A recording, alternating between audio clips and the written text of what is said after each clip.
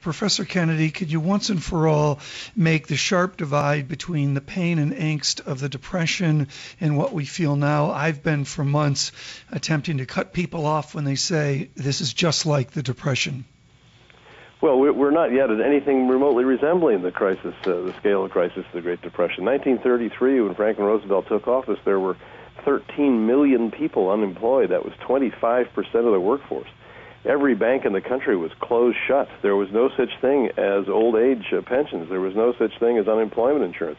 There was no such thing as a Securities and Exchange Commission to regulate the stock markets.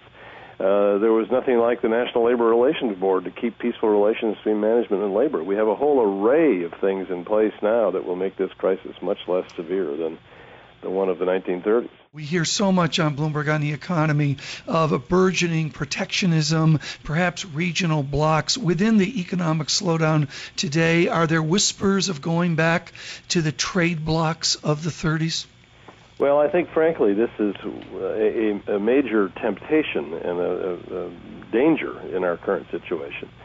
And we have a thick historical record of the consequences of yielding to the temptations of protectionism and isolationism. I mean, virtually every country in the world went in that direction in 1929, 1930. We enacted the notorious Hawley-Smoot tariff. The British put in place something called the Ottawa preference system.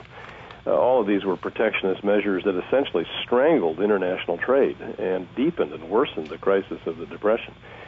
I hope we've learned the lesson that that's the wrong road to take, although it's always very, very tempting, because you can sell that kind of policy as protecting jobs at home and taking care of our own first and so on.